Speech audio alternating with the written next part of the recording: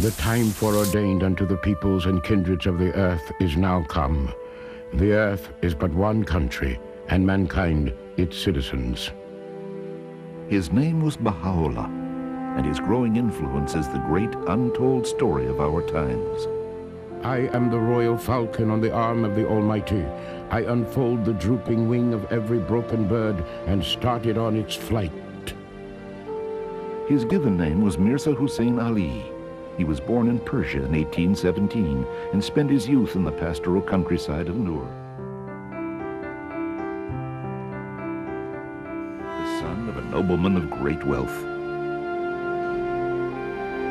He grew up in a closed world of intolerance and injustice, a world of repression. But he rejected the wealth and the advancement it offered. The learning current amongst men I studied not, their schools I entered not. Ask of the city wherein I dwelt, and thou mayest be well assured that I am not one of them who speak falsely. Already at an early age, he had a vision that was in conflict with the state and the prevailing religious order. It wasn't long before the state found his support of a movement that called for moral reform threatening. He was arrested and imprisoned in Tehran's worst prison, the Black Pit of Siachal. No pen can depict that place, nor any tongue describe its loathsome smell. It was a place foul beyond comparison. His enemies hoped imprisonment would kill Baha'u'llah. Instead, in the darkness of Siachal, he was summoned to undertake a mission extending far beyond his own land and his own time. Though the weight of the change and the stench-filled air allowed me but little sleep, I felt as if something flowed from the crown of my head over my breast, as a mighty torrent from the summit of a lofty mountain. Every limb of my body would be set afire. Baha'u'llah left that prison and was exiled to the territories of the Turkish Empire. It was in exile that he announced his mission.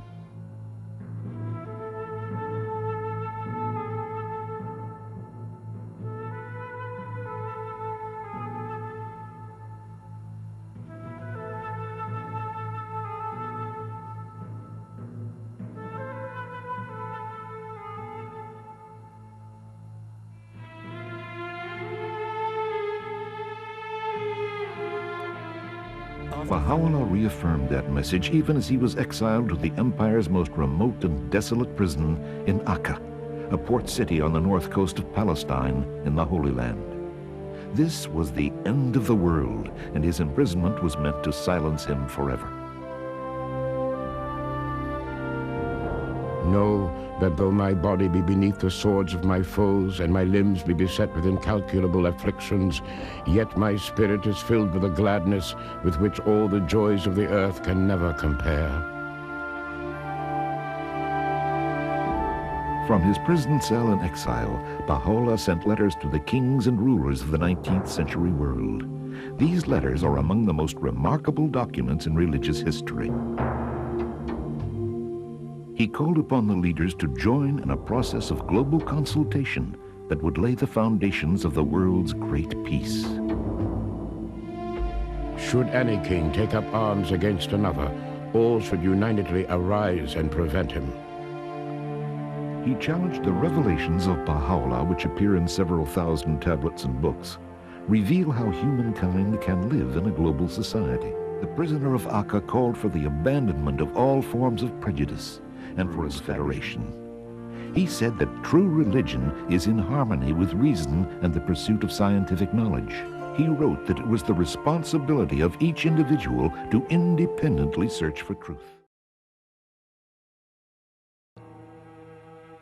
At the appointed time, through the initiative of his eldest son, Abdul-Baha, the Blessed Beauty proceeded out of his residence in the house of Abud down these stairs, towards the door that opened to the back streets of Akka.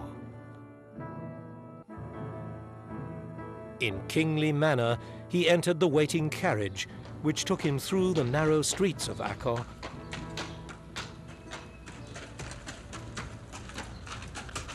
and out of the city via the land gate to the countryside. Having been deprived for so many years of closeness to nature and the beauty and verdure of the countryside, it was Abdu'l-Baha who arranged this location in Mazrai for Baha'u'llah.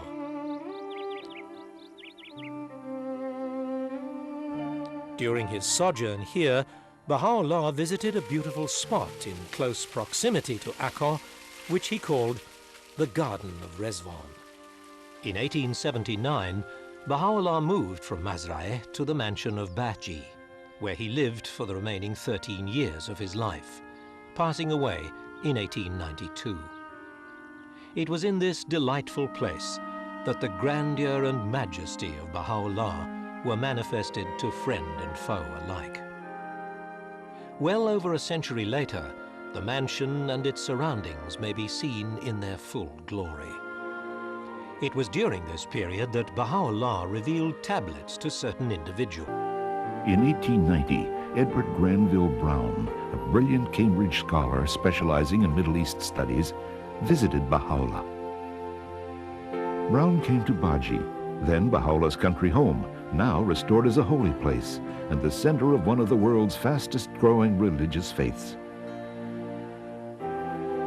He wrote about his meeting with Baha'u'llah, recording his powerful words and passionate commitment to peace and unity. Baha'u'llah had a profound effect on Brown.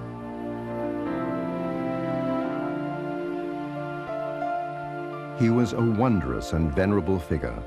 Those piercing eyes seemed to read one's very soul. Power and authority sat on that ample brow.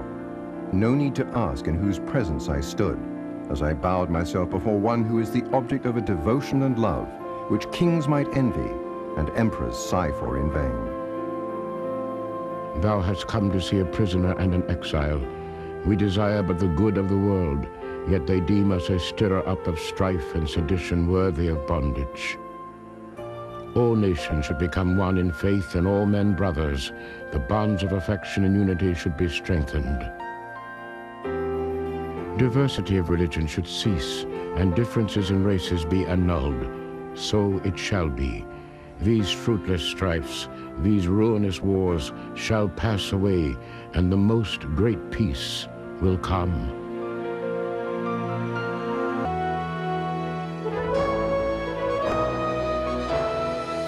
The world is but one country, and mankind its citizens.